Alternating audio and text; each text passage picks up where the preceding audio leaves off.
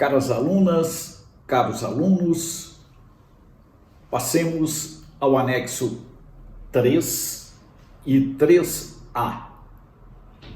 No anexo 3, nós vamos começar a estudar o sentimento como critério de moralidade. E no anexo 3A, vamos estudar o início de um sistema moral sentimental. Vamos estudá-lo de uma maneira precisa. Assim, o sentimento se nos impõe como sendo critério, medida do que deve ser feito e do que não deve ser feito. O problema aqui, como nós dissemos com relação ao prazer, não é estudar o sentimento, mas estudá-lo como critério de moralidade, estudá-lo como medida de moral, medida do que deve ser feito. O que é sentimental deve ser feito, o que não for sentimental tem que ser afastado. Então, justamente, é aí que nós nos colocamos, é dentro desta perspectiva formal. Nós vamos nos situar aqui, então, diante de alguns sentimentos, não é? Por exemplo, o sentimento da simpatia, como nós falamos um pouquinho sobre ele, não é?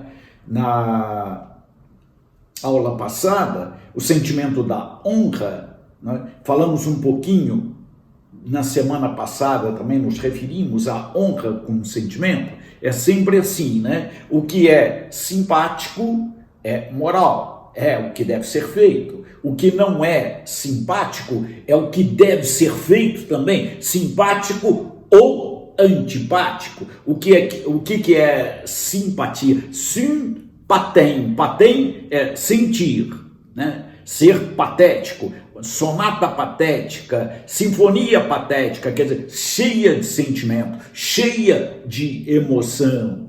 Syn, con, sentir com. Daí então é patologia, né? Sentimento, dor, não é? Sentir a mesma dor do outro. Syn é com em grego, né? Daí vem justamente uma certa definição nominal da palavra, não é? Antipatia é não sentir o que o outro sente, mas do ponto de vista da moralidade, simpatia ou deste critério, simpatia ou antipatia estão dentro do critério moral. Não está o critério da apatia, né? Não sentir. E nós vamos ver que ele entra dentro de um outro critério, que é um critério racional. Mas vamos ver depois. O critério do não sentimento. Mas aqui o critério é o do sentimento. É sentir com ou sentir contra.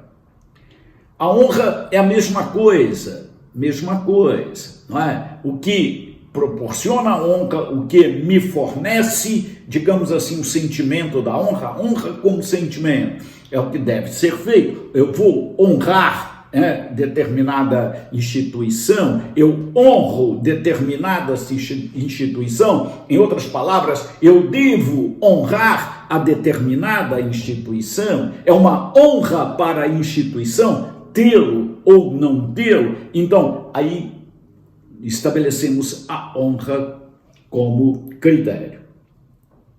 Mas o critério que queremos estudar pormenorizadamente é o critério da solidariedade. E aqui, então, nesta aula, passemos ao anexo 3A.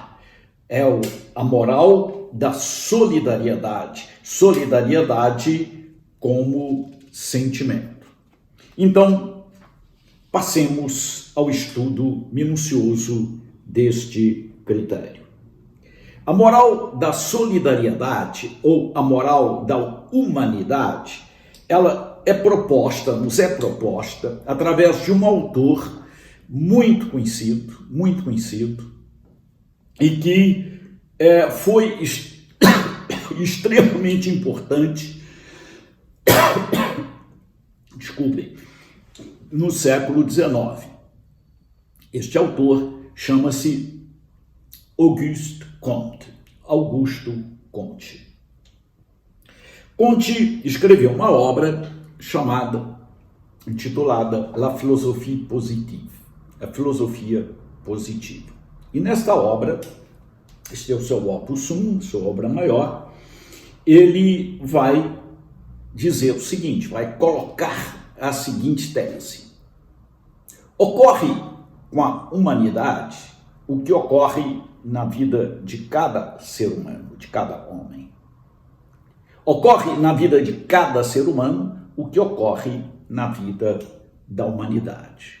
E aí, seguir justamente, né, um dinamismo moral é entrar, digamos, dentro desta perspectiva que é a perspectiva da humanidade. Então, a humanidade, a grande humanidade, é como que, digamos, a referência para tudo, absolutamente tudo, na vida de cada ser humano. Ele vai mencionar, estipular 3 estados. Por isso que a moral da humanidade é chamada também moral dos 3 estados, ou moral dos 3 estágios. O primeiro estado é o estado primitivo. Neste primeiro estado, a humanidade, ela responde, digamos, ela atua primitivamente, através, naturalmente, de respostas e perguntas e respostas mitológicas. É a fase, digamos assim, da mitologia, é a fase das legendas, é a fase das histórias, capricho aqui, né, para explicar a realidade. Num segundo momento, a humanidade passa à fase metafísica ou à fase racional. Ela não pergunta mais, né, a partir de lendas e a partir de histórias, a partir de mitos que só respondem, digamos assim, à existência, mas ela vai à razão. Entramos aqui numa perspectiva diferente, num contexto que agora é eidético-dedutivo.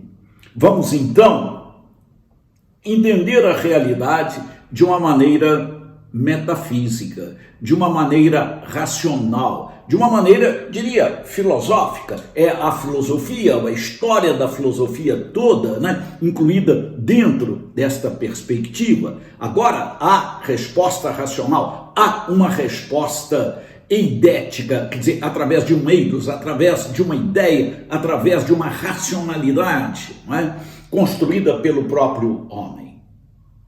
Num terceiro estado, a humanidade entra na sua maioridade.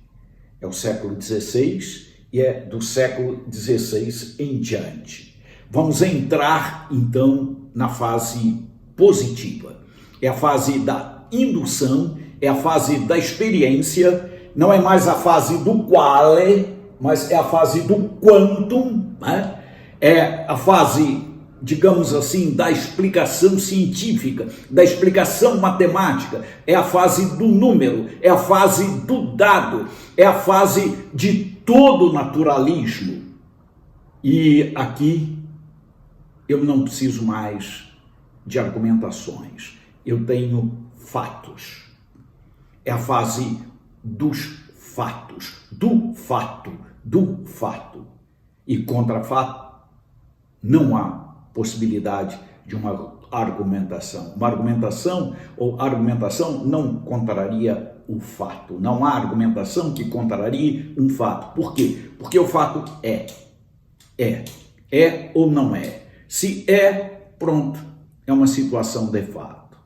Portanto, quando nós chegamos ao fato, nós chegamos a uma realidade maior. Quer dizer, a realidade caminha no sentido da legenda, no sentido da lenda, no sentido da história, passa pela racionalidade e chega justamente, não é, à evidência. É a era da evidência. Então, vejam bem, o homem maior é o homem que não só assume a evidência, assume, digamos, o fato como sendo, digamos, a sua referência maior, e aí é a empiria, aí é a ciência, nós vamos ver, não é? E dentro desta realidade se estabelece e constrói, digamos assim, o mundo.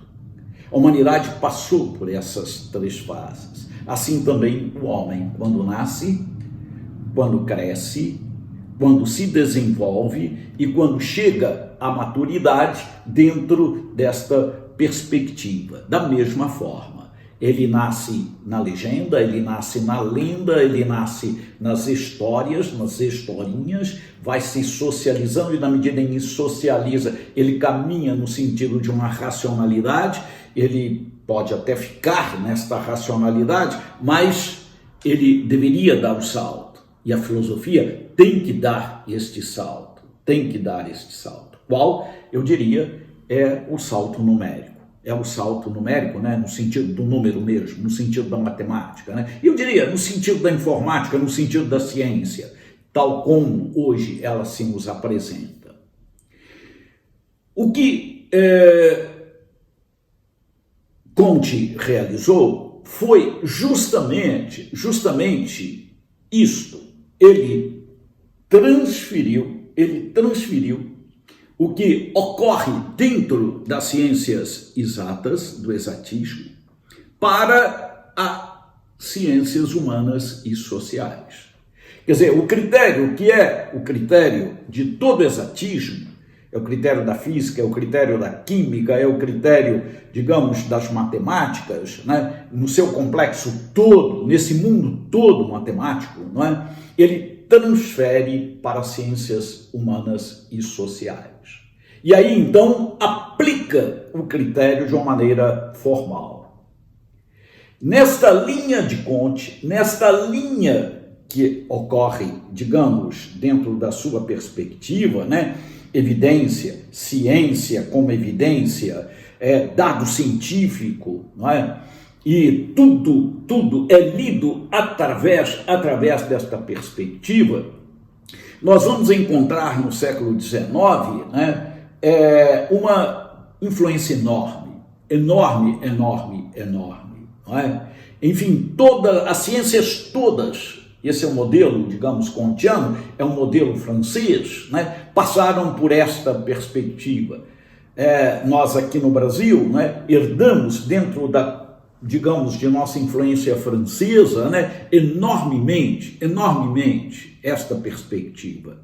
Vejam, quando eu estudo a história, não é? A história, ela, no meu tempo, né, era ensinada mediante o método positivista, e era assim.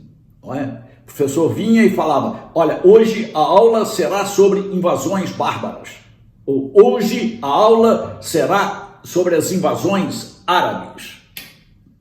Bom, 3 ou 2 meses depois, esse professor vinha e falava, hoje a aula vai ser sobre o descobrimento da América. E pronto. Quer dizer, é o fato. É o fato que não é levado em consideração como crítica, não se critica. Não é? Árabe, invasões, árabe invade, ok? Bárbaro, invade, bárbaro e invasor, sinônimos, tá?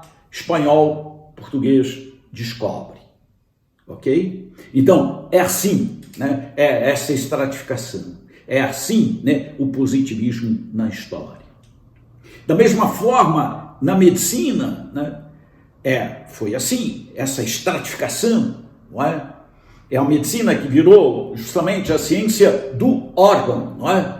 Ok? O homem, ok, vira justamente coração, vira pulmão, vira próstata, vira, é isso, não é? E é assim, e a terapia indicada é essa e pronto, acabou. Não é? É feito assim, é isto. Não é? Na geografia, a mesma coisa, né? O espaço, né? O lugar do espaço, ok? O que é o navio, não é? O navio, digamos, o convés de um navio, o porão de um navio, que lugar é este, não é? Que lugar é este? O convés é o lugar do homem livre, é o lugar dos cruzeiros, é o lugar, o porão, né? É o lugar do escravo, é o lugar dos empregados, é o lugar daqueles que vêm naturalmente fazendo esta viagem de uma maneira completamente diferente, mas porão é porão e convés é convés. Não é? Da mesma forma, né, os sobrados e os mocambos, né, a Casa Grande e a Senzala, quer dizer, vejam bem, é uma geografia toda estratificada, não é? Quer dizer, isso é influência positivista. Não é? No direito, nem se fala, até hoje essa influência é enorme, né? Dura lex sed lex, não é? A lei, é dura, mas é lei, e tem que ser levada até as últimas considerações. Não é? A lei é a positiva, quer dizer, a positivamento da lei, a lei positivada, não é? É isso que leva, é isso, a partir daí acabou-se. Né? E o fato é isso, o fato jurídico é um fato realizado, é um fato cometido, é um crime de homicídio, é um crime de, não sei, qualquer coisa, mas de qualquer forma é isso, virou crime, virou isso, configurou-se assim e é a partir daí que será julgado. Não é? Dura lex sed lex. E os romanos já diziam summa ius, summa iuria, quer dizer, o direito levado até as últimas consequências pode ser a maior das injustiças. Não é? Pois bem, mas é assim. Vejam, esse contexto nós podemos resumi-lo de duas formas, não é? Quer dizer, é o legado, digamos assim, de Auguste Comte. Não é? É o legado da estratificação e o legado da onipotência, ok? Então, toda a estratificação, ela se torna onipotente porque é o único critério a partir do qual tudo, absolutamente tudo, deve ser visto. É claro que nesta época a influência foi extremamente grande aqui, né, no sentido da ciência naturalmente se desenvolver. Não é? Se nós temos, como já falei em outras aulas passadas, né, um Instituto Oswaldo Cruz, é porque houve um Instituto Pasteur na França. Né? Se nós temos aqui um Instituto Butantan, não é? É porque houve, né, digamos assim, um instituto também, né, científico, digamos, positivista europeu, que o alimentou, que o iluminou, não é? Se nós temos uma politécnica na USP, é porque houve uma politécnica francesa, que até hoje existe, né? É uma Marie Curie, né? Dentro, digamos assim, do seu universo de pesquisa, ganhamos 5 prêmios Nobel, né? A chamada família Nobel, né? Ela 2, o genro 1 e a filha 1, quer dizer, não há família, né? Assim, desta forma. Do ponto de vista, então, da moralidade, trata-se de levar em consideração esta realidade. Se a humanidade é assim, eu vou projetar isto na minha vida. A minha vida será assim também. É só isto, né? Quer dizer, vejam bem, toda virtude consiste em naturalmente, imitar a humanidade. Quer dizer, a humanidade é feita desses vultos, desses grandes vultos, né, que fizeram com que esses 3 estágios caminhassem no sentido, naturalmente, uma progressão. Então, a minha vida será também assim. Fazer com que, né, esta realidade, que é a realidade da humanidade, né, se naturalmente dê concretamente. E isto através de uma fraternidade universal. Então, esta fraternidade universal, que é, digamos assim, uma espécie de religião positiva, esta solidariedade universal, né, no sentido, né, de se caminhar assim, né, se caminhar, né, de uma maneira científica, de caminhar de uma maneira, eu diria, positiva nesse sentido, não é? É a maneira, digamos, de eu viver a vida neste momento, não é? Eu creio que esta situação, não é? Ela nos está muito perto de nós nesse momento em que vivemos esta hora de pandemia, né? Onde a ciência é exaltada, né? De uma maneira, digamos assim, né? Suprema, né? Até as últimas consequências. Claro que o conhecimento científico é um conhecimento extremamente importante e ninguém pode absolutamente negá-lo, mas não é a única forma de conhecimento. E, no entanto, não é? Muitas vezes, né, esse dado positivo, este dado da positividade, não é? Ele vem iluminando como sendo, uma vez que e não há crítica possível que possa se estabelecer de uma maneira contrária através de uma forma diferencial ou de uma forma diferente de argumentação, não é? Sem dúvida alguma, Aristóteles veria esta realidade de uma maneira crítica, não é? Seria crítico desta visão, uma vez que o modelo de Aristóteles é um modelo, digamos, né, é um modelo da empiria. Sim, Aristóteles dilui Platão na experiência. A empiria é extremamente importante para Aristóteles e essa é a síntese de Aristóteles. Mas o elemento racional, o elemento platônico, o elemento eidético existe de uma maneira, digamos assim, muito profunda nesta síntese. Gente, muito obrigado.